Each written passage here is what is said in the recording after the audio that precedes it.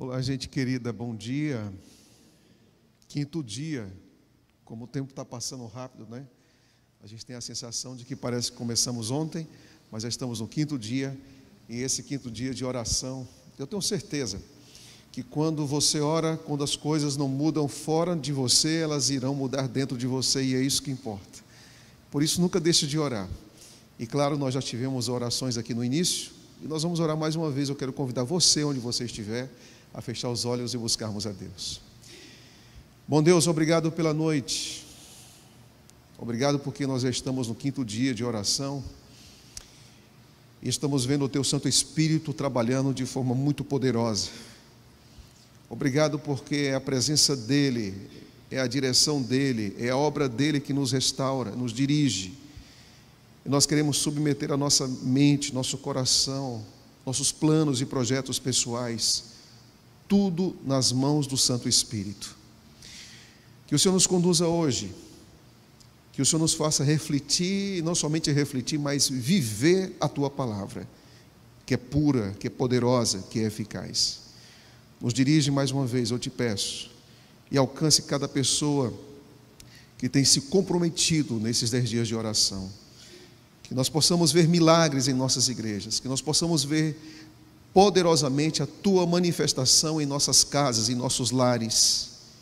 Que pessoas que saíram da igreja voltem porque as orações foram ouvidas. Que pessoas que estão doentes sejam curadas porque orações foram ouvidas. Mas que a gente nunca se esqueça de que quando as orações não forem ouvidas como a gente espera, nós temos um Deus que nos ama e que sempre fará o melhor por cada um de nós. Que o Senhor nos dirija mais uma vez a Tua palavra com Teu Espírito, em nome de Jesus. Amém. Vamos para a Bíblia então, no livro de Gálatas. Livro de Gálatas, capítulo número 5. Livro de Gálatas, capítulo número 5. É o texto para a nossa reflexão. A partir desse texto, nós vamos pensar um pouco sobre esse tema, que é um tema muito importante, que é o fruto do Espírito. Você que está em casa, você que nos acompanha aqui, nós temos a revista dos 10 dias de oração, e essa revista, hoje, nós estamos no quinto dia, e no quinto dia nós vamos tratar de um tema que é sobre os enganos de Satanás, as tentações de Satanás.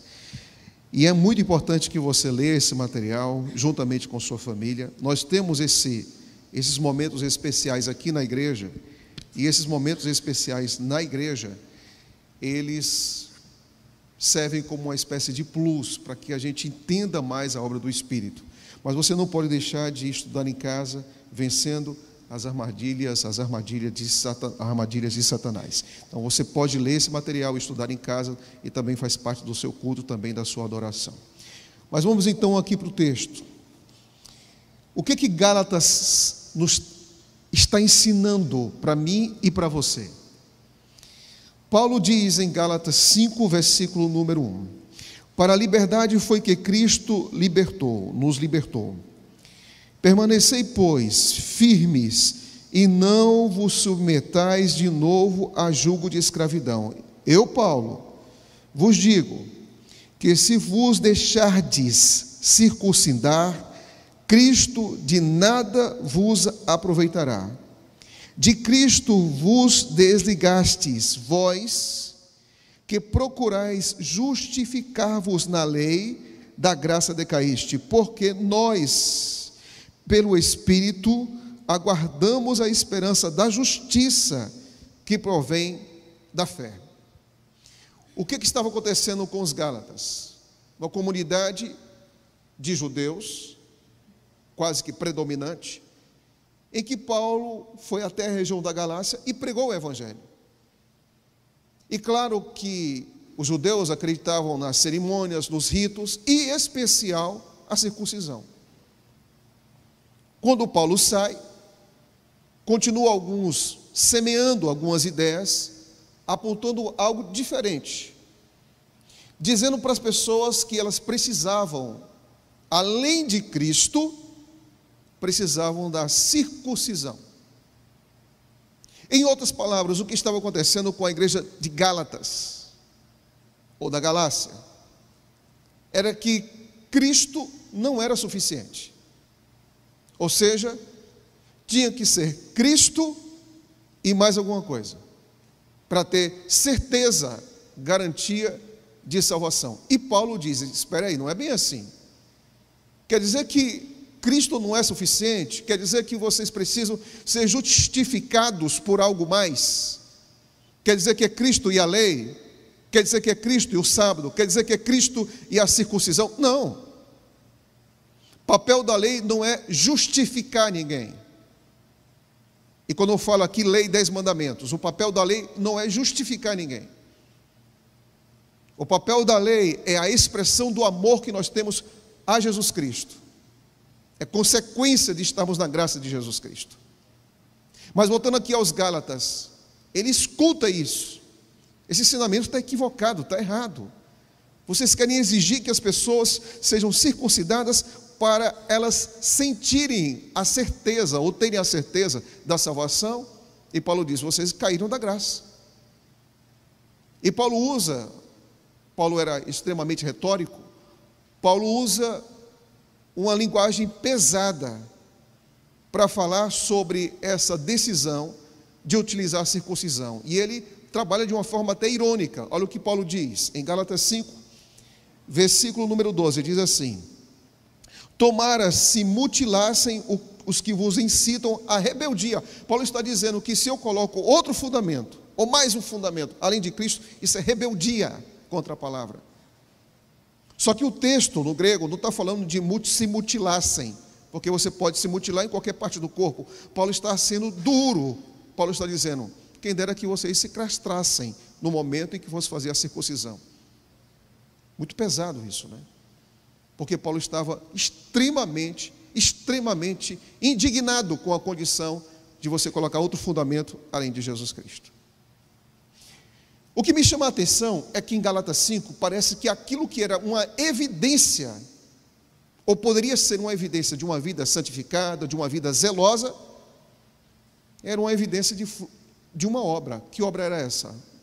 Ou obras da carne. Você já parou para pensar nisso? Que às vezes um tipo de zelo, ou quando você coloca Jesus em segundo plano, ao invés desse comportamento ser conhecido como algo que leva à santidade, pode ser justamente uma obra, uma atitude impulsionada por um coração carnal. É nesse contexto que Paulo vai falar de duas coisas: obras da carne e fruto do Espírito. Quando nós olhamos para isso, nós vamos perceber algo bem claro. Todos nós somos afetados pelas obras da carne. Todos nós. Certa vez, Billy Graham foi chamado para fazer uma entrevista com um dos maiores jornalistas dos Estados Unidos. E ele fez uma pergunta ao vivo. Milhões e milhões de pessoas estavam lá ouvindo Billy Graham. E ele fez a pergunta a Billy Graham: Billy Graham, tem uma pergunta. Qual é a pergunta? Você já caiu em pecado? E qual foi o pecado que você caiu? Que pergunta, hein? Você já caiu em pecado e qual foi o pecado que você caiu? E Billy Graham respondeu, disse: bem, eu caí em pecado sim. E o pecado que eu mais caio é que eu começo o dia muitas vezes sem buscar a Deus. E eu sou tentado constantemente a confiar em mim mesmo. Eu sou constantemente tentado a acreditar que tudo que eu sou e tudo que eu faço é algo que eu produzo dentro de mim mesmo. Mas não é assim. Não é assim. A nossa natureza, ela não é boa, ela é má. E a nossa natureza, ela não procura as coisas nobres que Deus tem para nós. Ela procura colocar a gente não para cima, ela procura colocar a gente para baixo. Nós temos assim desafios enormes. E Paulo começa então, Gálatas capítulo 5, diz: olha, tira o foco não é esse. Coloque o foco no lugar certo. E Paulo então passa a apresentar as obras da carne nesse contexto de Gálatas capítulo 5. E ele diz assim, versículo 16: eu digo a vocês, porém, verso 16: andai no Espírito, e jamais satisfareis a concupiscência da carne. Por que, Paulo, eu tenho que andar no Espírito? Porque existe um conflito. Paulo usa aqui um termo militar. Ele diz assim: porque a carne milita contra o Espírito, é guerra. E o Espírito contra a carne, porque são opostos entre si, para que não façais o que, porventura, seja do vosso querer. Paulo está dizendo que obras da carne e frutos do Espírito não combinam. O que é que não combina, pastor? Não combina ser um cristão e ser grosso. Não combina ser cristão e ser impuro. Não combina ser cristão e ser corrupto. Não combina ser cristão e ser explosivo. Não combina ser cristão e ser fofoqueiro. Não combina ser cristão e viver uma vida descontrolada financeiramente, emocionalmente, descontrolada dentro do seu próprio apetite. Paulo está dizendo que isso não combina.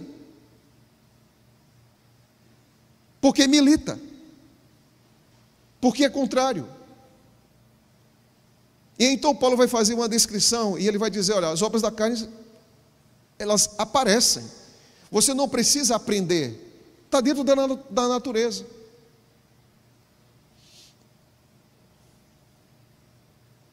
Eu às vezes converso com minhas filhas, hein, e digo para elas: olha, as coisas precisam ser assim, sim. Aí a mais nova diz: pai, mas eu estou tentando tanto, às vezes é tão difícil. Às vezes é difícil. Às vezes o Espírito Santo está nos puxando numa direção e a nossa natureza está indo na direção oposta. Você que é ser humano, que é homem, que é mulher, você sabe disso.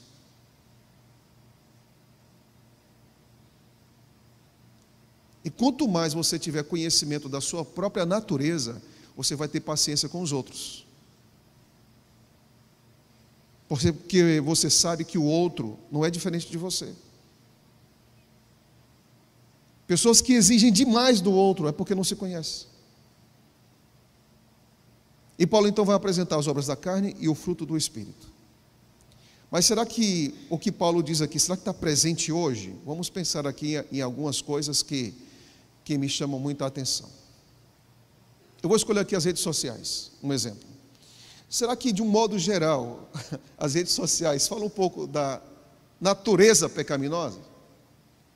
Essa aqui é apenas a nível de uma ilustração, né? Por exemplo, Tinder, luxúria, iFood, um pouco de gula. Ou liquidinho, você vai encontrar ganância. Ou você pode pensar: vou maratonar esse final de semana, preguiça. Ou talvez você esteja no Twitter, pense no lugar em que as pessoas são corteses, educadas, equilibradas, como as pessoas se elogiam mutuamente, como as pessoas respeitam a opinião contrária à sua própria opinião, seja de religião, seja de política. É no Twitter, não é assim?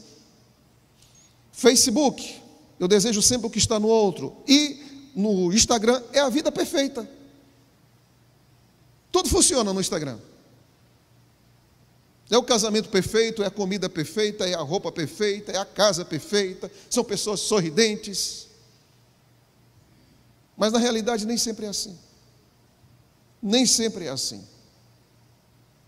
E então Paulo, ele começa a dissecar, a apresentar milimetricamente o que é o ser humano, dirigido pelo Espírito Santo. E nessa condição, Paulo vai falar sobre quem nós somos. No livro A Ciência do Bom Viver, página 216, diz assim: o inimigo que mais carecemos temer é o próprio eu. Espere, quer dizer que não é Satanás e seu exército o maior inimigo? Não. Porque ele nunca vai fazer algo em minha vida sem que eu permita primeiro. Nunca. Então há um inimigo que está debaixo desse terno, há um inimigo que está aqui dentro. Quando você olha para o espelho, o maior inimigo está ali, a nossa natureza, que nos puxa para baixo, que nos separa de Deus, que quer que a gente seja escravo da nossa vontade, que quer que hoje a gente viva numa espécie de egolatria, que a gente tem que estar no centro. No passado as pessoas, elas se ajoelhavam diante de paus e pedras. Hoje as pessoas estão se ajoelhando diante de si mesmo. Nunca vivemos em uma época em que as pessoas adorassem tanto a si mesmo, gostassem tanto de si mesmo, procurassem a promoção tanto de si mesmo como nos dias atuais. E é por isso que nós vivemos a geração mais vazia da história. Por quê? Porque a gente não tem sentido se colocando no trono. Aí você diz, mas a Bíblia não diz que a gente deve se amar, pastor? Sim, mas o amor sem Jesus Cristo, ele é autodestrutivo, mas o amor em Jesus Cristo, ele é construtivo e restaurador. Então isso quer dizer que eu preciso amar à luz da palavra, amar à luz das obras do Espírito em minha vida.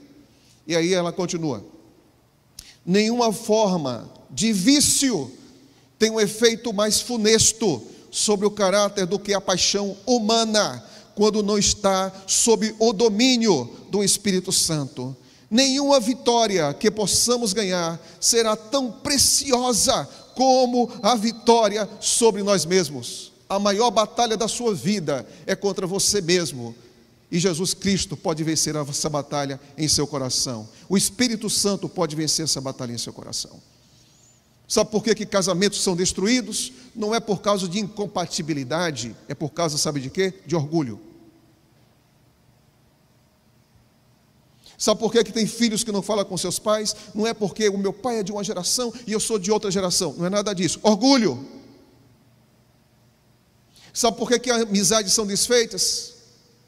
Sabe por que a gente não para no emprego, entra em um, entra em outro, sempre o problema é do outro. Vivemos hoje numa geração, sabe o que essa geração faz? O problema sempre é do outro.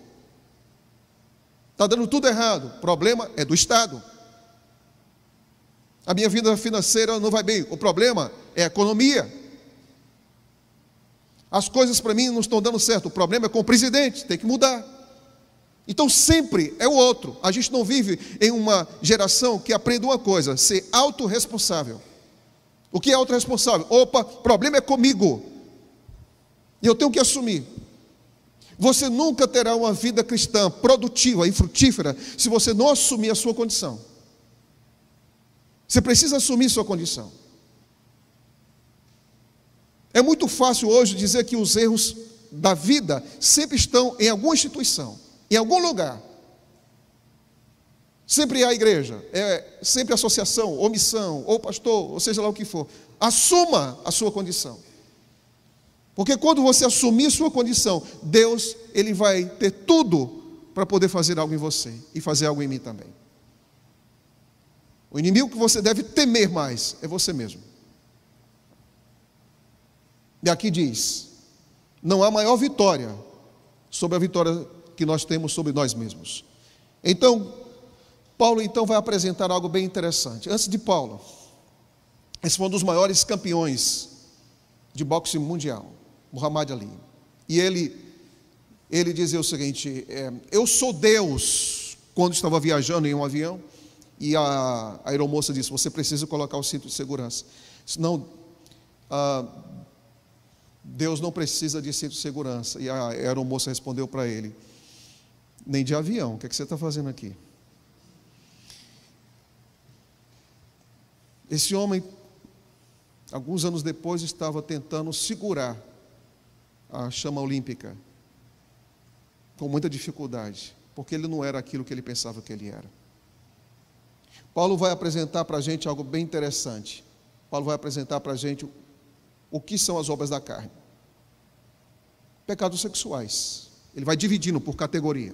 E esses pecados sexuais são o quê? Imoralidade, impureza, sensualidade. Pastor, o que é isso? Tudo aquilo que foge do que Deus escolheu. Tudo que Deus escolheu. Tudo que Deus decidiu. Sexo com pessoa do mesmo sexo. Masturbação, pornografia, adultério, sexo virtual, seja lá o que for. Foge daquilo que ele planejou. Quando nós olhamos para as obras da carne, nós vamos perceber também os pecados religiosos, que Paulo diz 2, idolatria e feitiçaria. Nem sempre hoje o objeto a ser adorado é um pau, é uma pedra. Satanás não está preocupado com o que você adora, desde que não seja Deus. Ele não está preocupado se você não adora. Ele não está preocupado se você adora um time de futebol. Tem gente que passa o tempo todo, só fala de time de futebol. O tempo todo. Não tem nenhum problema você ter uma simpatia por um time. Mas quando vive uma obsessão, tem alguma coisa errada. Tem gente que passa o tempo todo, carro, iPhone. Tem outras pessoas que o tempo todo falam de compra. Às vezes vira uma obsessão. A boca fala do que está cheio o coração. E muitas vezes o que enche o nosso coração vira o nosso ídolo. O que está no nosso coração é o nosso ídolo. E nós olhamos mais uma coisa. Além dos pecados sexuais, além dos pecados religiosos, você vai encontrar também os pecados sociais. Os pecados sociais, hostilidades, discórdia, ciúmes, acessos de raiva, ambições egoístas, dissensões, divisões e inveja. Às vezes a gente tenta dar uma desculpa, não, é porque o irmão é assim. Quer dizer que ele briga, quer dizer que ele ameaça, quer dizer que traz confusão, quer dizer que divide igreja, divide família. Não, é por causa do temperamento dele. Para com isso. Não dê desculpa para aquilo que não existe desculpa. E a gente diz, não, por causa do jeito dele. Jesus, olha só, Jesus, ele sabe como é a nossa natureza. Mas ele veio e enviou o Espírito Santo para mudar a minha natureza e a sua natureza. Você não pode ter uma natureza descontrolada, porque isso nega o Evangelho. Isso é negação do Evangelho. É claro que alguns vão ter uma luta maior do que outra, e cada um tem a sua. Mas Deus promete agir em todos nós através do Espírito Santo. Quando nós olhamos essa realidade, hoje, a gente vive na época do ódio. Qual é o seu candidato político? É A. E o seu? B. Opa, a gente discorda, vamos brigar na rua, vamos brigar agora nas redes sociais, vamos brigar na igreja, vamos brigar agora na família, não vamos ter agora almoço na família no final de semana, porque você pensa nesse candidato. Que coisa absurda. Que coisa absurda. Famílias divididas por opinião política, que coisa absurda. Amigos que não se falam por causa de opinião política, que coisa infantil. Reféns da sua própria opinião. E hoje nós vivemos uma época que você não pode pensar diferente, porque você já se torna intolerante. Mas sabe o que é isso? Não é só o momento que a gente vive, é a condição que nós estamos. Olhando para essa realidade, então Paulo fala, os pecados pessoais, aquilo que nós fazemos contra nós mesmos, bebedices, glutonarias e coisas semelhantes a essas. A pergunta que fica é, mas tem esperança? Tem esperança, diga amém. Tem esperança. E como está essa esperança? Paulo diz algo bem interessante. Gálatas 5, versículo 5. Diz assim: porque nós, pelo Espírito, aguardamos a esperança da justiça que provém da fé. E depois ele diz: digo, porém, andai em quê? Versículo 16. Andai, porém, no Espírito. Então Paulo está dizendo, como é que eu vou me livrar disso? De todo esse quadro, e Paulo diz que não termina aqui, a lista continua, ele diz, sobre coisas semelhantes a essas. Como é que eu vou superar isso? Simples, ande no Espírito. Pastor, como é que eu ando no Espírito? Quando você lê Bíblia, quando você ora, e você não pode parar de orar depois dos 10 dias de oração, você tem que continuar fazendo isso. Andar no Espírito. Compartilhe sua vida, seu trabalho.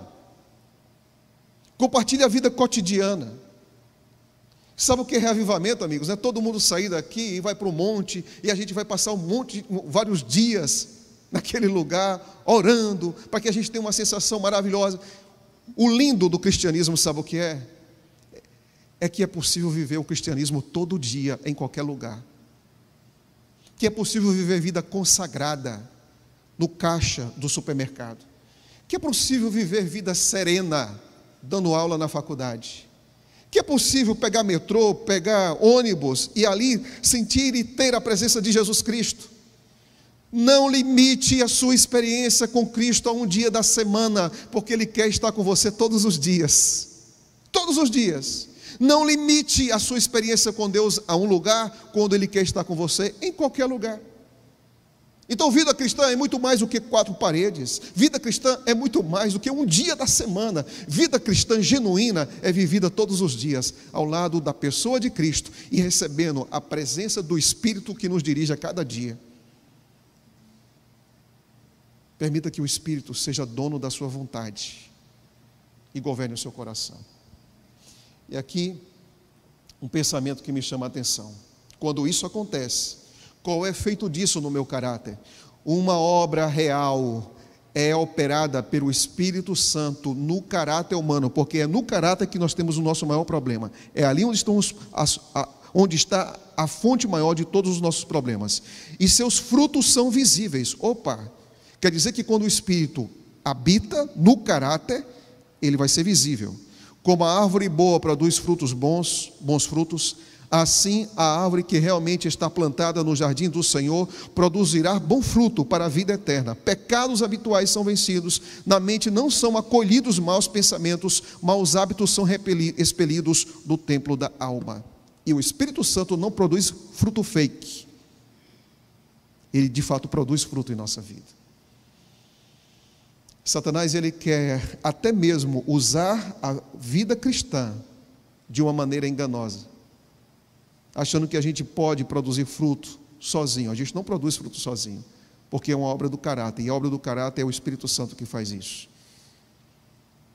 Que a palavra seja viva em seu coração, que te mostre a verdade em Jesus Cristo, e essa verdade em Jesus Cristo vai trazer libertação e também vai trazer satisfação e transformação à sua vida. Não se engane, você não pode produzir uma vida melhor sem Deus, mas o Espírito Santo em você pode fazer com que você produza o fruto do Espírito. Interessante, né? Que não é fruto do Lucas, não é fruto do Mateus, não é fruto da Joana, não é fruto da Paula, não é fruto do Fernando, é fruto do Espírito, é dele. Não se engane. Por falar em se enganar, quando eu era aluno do internato, na minha faculdade de teologia, eu estava precisando de um relógio. Aí eu saí da FADBA, hoje UniIAN, e desci para a Cachoeira. E estava ali procurando um relógio. Encontrei uma ótica, e em frente à ótica tinha um rapaz vendendo vários relógios. Aí então eu olhei para os dois lugares, a ótica e o rapaz que estava em frente à ótica vendendo os relógios. E eu disse, é a mesma coisa, só que um baita de um desconto. Eu cheguei para o rapaz e perguntei para ele, amigo, eu ia comprar um relógio ali naquela ótica, mas quanto é o relógio aqui? Ele disse, olha, esse relógio aqui está 50% de desconto, a promoção é todo dia, se você comprar um, você leva 2, aqui a gente até divide se você quiser. Era algo fantástico. Aí eu perguntei, tem nota fiscal para troca? A gente não precisa disso não, que a garantia é para sempre. É mesmo? Para sempre? Fiquei meio desconfiado. Comprei o relógio. Estava fazendo uma semana de oração em uma cidade perto. Eu estava num quarto, numa casa que eu não conseguia achar o interruptor quando eu acordei de madrugada. E então eu fui usar o quê? O meu relógio. Então, quando eu fui usar o meu relógio para acender a lanterninha, na primeira noite, na primeira experiência, eu apertei, o relógio fez tanta força, que apagou tudo. E eu não recuperei mais o relógio. E não encontrei mais o rapaz, e não tinha nota fiscal. Eu fui enganado. A gente pensa que às vezes a gente só é enganado com o produto errado que a gente compra, né? Mas também a gente pode ser enganado na vida cristã. E Deus não quer que você se engane. Você nunca será uma pessoa melhor sem a presença do Espírito Santo em sua vida. Entenda isso. E quando o Espírito Santo está presente em nosso coração, o que ele produz? Amor. Isso quer dizer o quê, pastor? Amor é escolha. É aquilo que eu escolho, aquilo que decido. A Bíblia diz que Deus é amor. Então, a primeira coisa que acontece em minha vida é a natureza de Deus passa a estar em minha própria natureza e dominando minha natureza. Depois diz alegria. Não é uma questão de temperamento. Nós podemos ter uma alegria serena. Depois paz. Depois nós vamos encontrar longanimidade, bondade. E depois nós vamos encontrar também fidelidade, mansidão, domínio próprio. Quantas vezes a gente quer que a igreja seja fiel nos dízimos e nas ofertas? Sabe qual é a consequência da fidelidade? É o Espírito Santo. Quem tem o Espírito é fiel à esposa. Quem tem o Espírito é fiel nos dízimos e ofertas. Quem tem o Espírito faz promessas e cumpre promessas. Por quê? Porque tudo que somos é resultado da obra do Espírito em nossa vida. Nunca deixe de acreditar, sabe? De que Deus é capaz de produzir fruto em sua vida que você não consegue. Pergunta que fica é: como é que Deus vai trabalhar na minha vida? Como Ele vai trabalhar na minha vida? Na pandemia, a gente teve que ficar em casa. E lá no escritório, na divisão, também a gente ficou em casa. No fundo da minha casa, tem uma mangueira. Ao lado do meu quarto. Eu não sei você, mas uma das minhas frutas prediletas é manga. Só que eu olhava para aquela mangueira e aquela mangueira não dava fruto. E quando dava, eu abria, por fora estava tudo bem, mas tinha bicho dentro da manga. Um dia eu estava em casa, no escritório, sentado, escrevendo. De repente eu escutei o barulho de motosserras. Eram alguns rapazes que estavam podando e cortando algumas árvores. Eu fechei a cortina, o barulho continuou e eu pensei: essa árvore aí já era, porque ela não dá fruto nenhum. Já era. E o barulho só aumentando da motosserra, só aumentando. Para minha surpresa, alguns minutos depois, eu abri, a mangueira estava lá. Ela foi poldada. Eu não acreditei. Saí de casa, dei a volta, vi outras árvores no chão, mas aquela árvore estava lá, de pé. E naquele momento, eu me aproximei e fui até a raiz e vi que os rapazes, eles colocaram alguns produtos na raiz daquela árvore. E o tempo passou. Veio em Brasília o período de chuvas, e elas se tornaram intensas ali, e o tempo foi passando. Quando eu olhei, eu vi depois aquela árvore florindo. Eu não estava acreditando naquilo. Depois eu vi as mangas pequenininhas, depois crescendo. Até um dia que eu olhei, quando eu olhei, eu disse: é hoje. Eu fui até a mangueira. E quando eu cheguei até a mangueira, eu consegui pegar uma manga.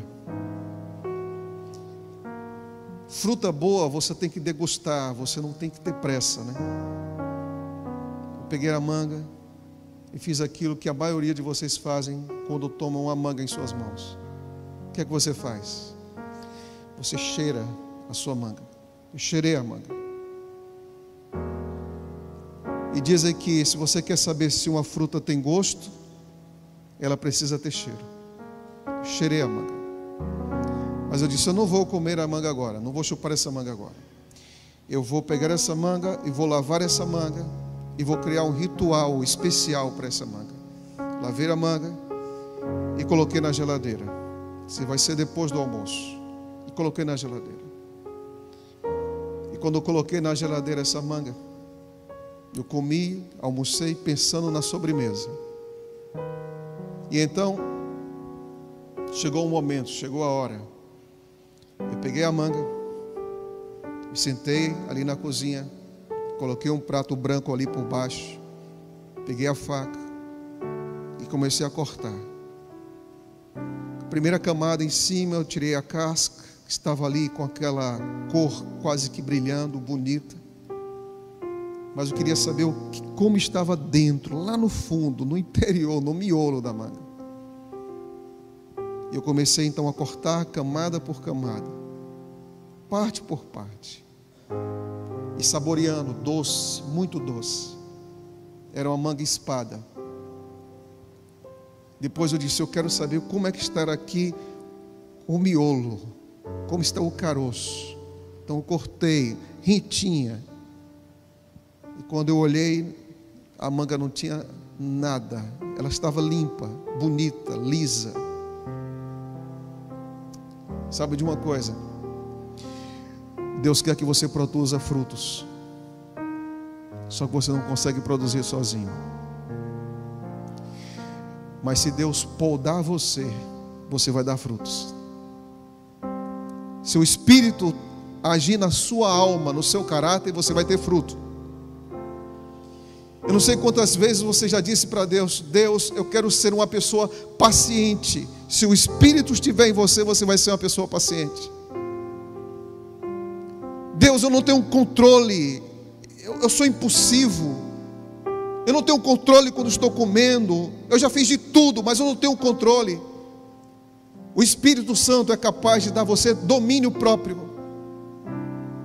Tem pessoas que passam horas e horas e horas hoje, principalmente jovens, adolescentes, dentro de um quarto, sem parar de jogar, perdendo a noção do tempo, do espaço, da vida, do futuro, dos propósitos que Deus tem para essas pessoas, porque não tem mais domínio. Tem pessoas que são escravos hoje de drogas. A terapia tem o seu lugar, o tratamento tem o seu lugar, mas Deus pode fazer milagres.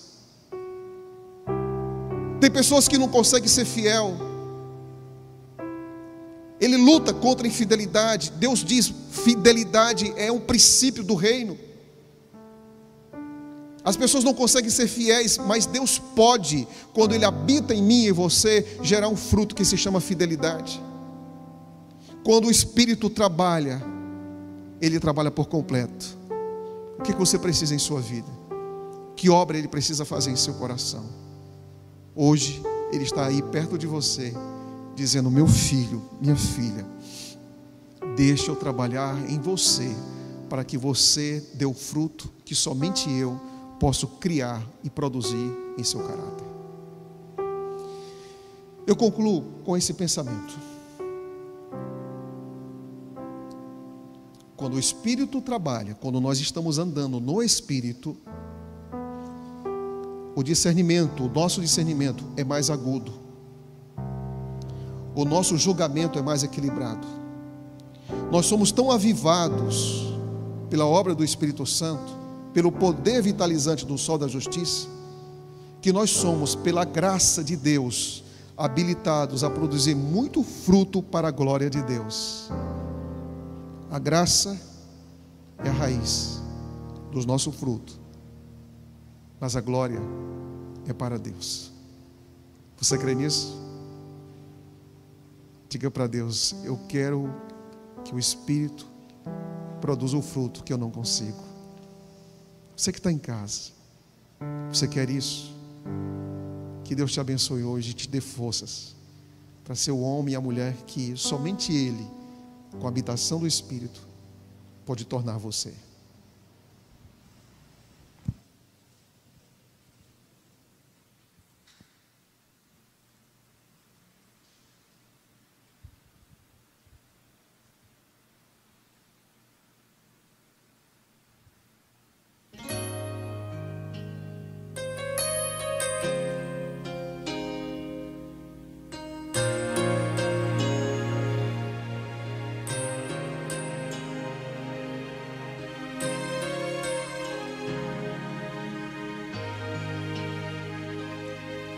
Precisamos ser mais sábios, ter fé e esperança, para mostrar então ao mundo nosso Deus.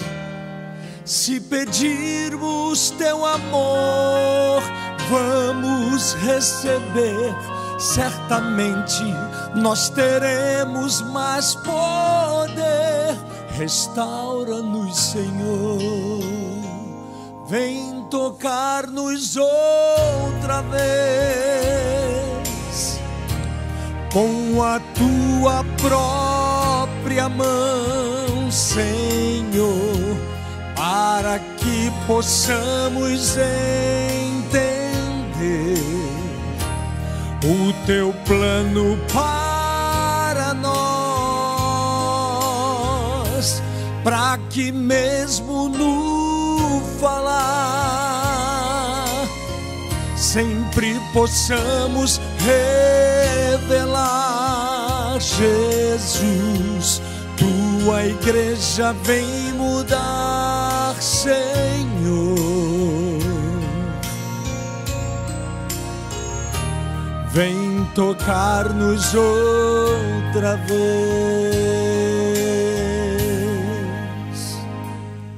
Precisamos ver os servos que trabalham em tua causa, como nós necessitamos de tuas mãos. Mande o poder lá da cruz, que é o sangue de Jesus, e iremos a batalha terminar. Restaura-nos, Senhor. Vem tocar-nos outra vez. Com a tua própria mão, Senhor, para que possamos entender o teu plano para nós, para que mesmo no falar sempre possamos revelar Jesus. Tua igreja vem mudar, Senhor. Vem, Senhor, vem mudar a tua igreja. Vem tocar-nos outra vez. Tua igreja vem mudar, Senhor.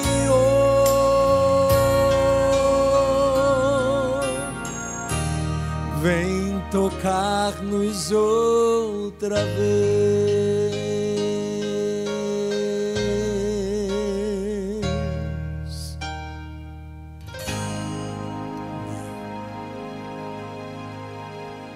Vamos orar? Senhor Deus, obrigado pelo privilégio que a tua palavra nos traz a cada dia, a cada manhã. Como é bom saber que o Senhor sabe quem nós somos e deseja mudar o estado e a condição que nós nos encontramos. É isso, Deus, nós somos isso. Nós somos aquilo tudo que Paulo descreve nas obras da carne. Mas por tua graça, por tuas misericórdias que hoje se renovaram para cada um de nós, nós também podemos ser tudo o que o fruto do Espírito pode produzir em nosso caráter. Molda a nossa vida, polda nosso caráter, trabalha nas raízes do nosso coração e nos torna mais pacientes, mais amáveis, mais alegres, mais amorosos, mais fiéis, mais seguros. Nós queremos dizer que hoje nós estamos abertos mais um dia, mais uma vez, para que o Espírito faça a obra que Ele deseja em nossa vida. É por Tua graça, Senhor, não é por mérito próprio que nos tornamos melhores e transformados, é por Tua graça. Então, se é por Tua graça, que todo avanço espiritual em nossa vida seja para a Tua glória. Nos guarde hoje e nos abençoe, em nome de Jesus. Amém.